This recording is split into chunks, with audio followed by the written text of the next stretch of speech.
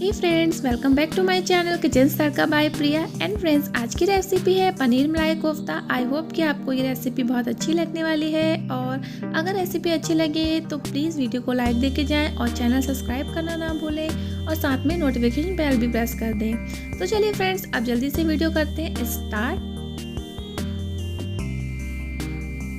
सबसे पहले आपको पैन में 2 चम्मच ऑयल डालना है। उसके बाद इसमें सारे खड़े मसाले डालने हैं, लौंग, काली मिर्च, दालचीनी और जीरा हल्का सा, और खड़ी जो बड़ी वाली काली इलायची होती है वो। फिर आपको इसमें प्याज, मैंने यहाँ पे 2 मीडियम साइज़ के प्याज चॉप करके लिए हैं, और लहसुन लिए हैं करीब 12-13 कली, और 1 इंच के करीब मैंने यहाँ पे अदरक का टुकड़ा लिया है। और फ्रेंड्स, यहाँ पे मैंने मीडियम साइज़ के 3 टमाटर लिए हैं, और यहाँ पे इसे हल्का सा हम इसे गलाने के लिए नमक का यूज़ करेंगे जिससे ये अच्छे से कुक हो जाए। और फिर यहाँ पे फ्रेंड्स, आपको 100 ग्राम के करीब यहाँ पे काजू ऐड करने हैं। ये इसका मेन पार्ट है हमारे मलाई कोफ्तों का। तो यहाँ पे 5 से 6 मिनट बाद ये हमारा जो मसाला है ये अच्छे से कुक हो चुका है। अब हम गैस के फ्लेम को बंद कर देंगे। और फ्रेंड्स, अब आपको इसका एक अच्छा सा थिन पेस्ट बनाना है, बहुत ज़्यादा अच्छा सा। तो आप इसका एक अच्छा सा पेस्ट बना लीजिए। देखिए, अब यहाँ पे हम चेक करते हैं तो ये बहुत अच्छा सा इसका पेस्ट बन गया है। आप चाहे तो इसे छलनी से छान भी सकते हैं अगर आपको और ज़्यादा इसका बारीक पेस्ट चाहिए। तो यहाँ पे फ्रेंड्स, मैंने करीब 300 ग्राम्स पनीर लिया है, और इसे अच्छे से आपको मैश कर लेना है।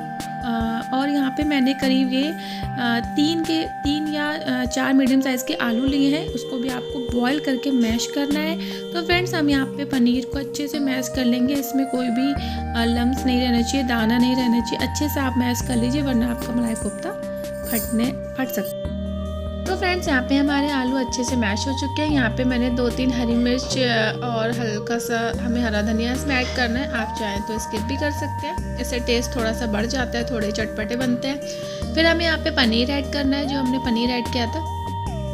तो फ्रेंड्स, यहाँ पे मैंने करीब 1/4 चम्मच रेड चिली ऐड करी है। फिर हमने इसमें हल्का सा नमक डालना है, और फिर इसको अच्छे से, जैसे हम लोग आटे को गूंदते हैं ना, उसी तरीके से इसे गूंदना है और एक डो तैयार कर लेना है। आप चाहें तो इसे बाइंडिंग के लिए यहाँ पे मैंने जो मैदा होता है उसका यूज़ किया है। 3-4 चम्मच आप इसे यूज़ कर सकते हैं आराम से।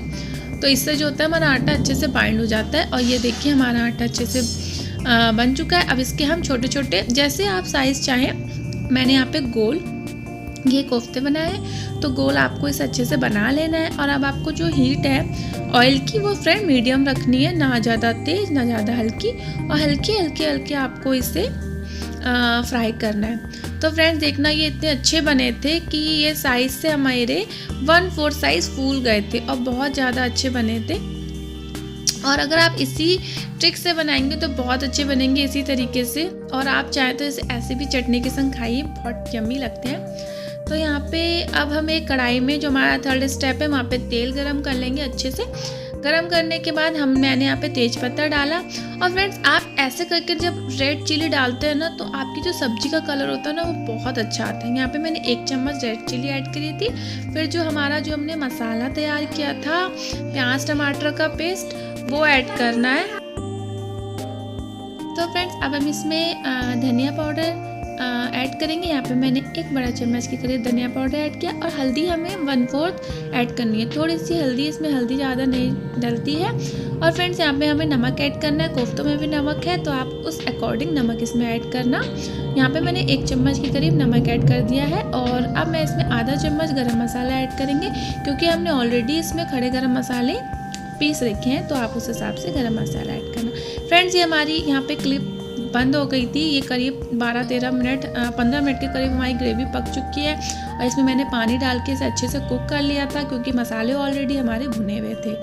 तो फ्रेंड्स, अब हम यहाँ पे जो फ्लेम है उसे ऑफ कर देंगे, क्योंकि हमारी ये ग्रेवी एकदम रेडी है।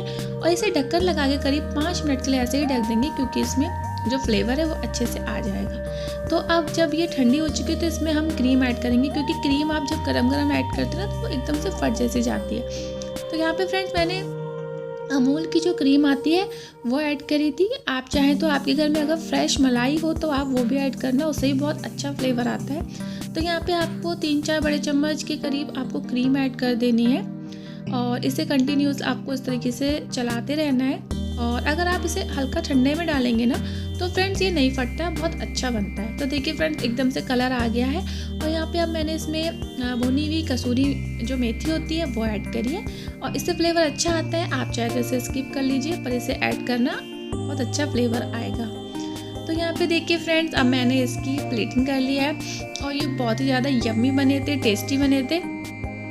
तो फ्रेंड्स आप भी इसे ज़रूर ट्राई कीजिएगा और आप बताइएगा कि आपको कैसी लगी रेसिपी। आई होप कि आपको अच्छी लगी होगी और जितनी भी ट्रिक्स थे जो मैं फॉलो करती हूँ तो वो मैंने आप सबके संग शेयर किए हैं। आप अगर इसी ट्रिक से बनाएंगे तो ज़रूर आपके कोफ्ते बहुत टेस्टी बनने वाले हैं और आपको बहुत सारा कॉम्प्लीमेंट मिलने वाला है। तो चलिए फ्रेंड्स मिलते हैं अपनी नेक्स्ट वीडियो में। बताइएगा ज़रूर कि रेसिपी कैसी लगी। Bye bye.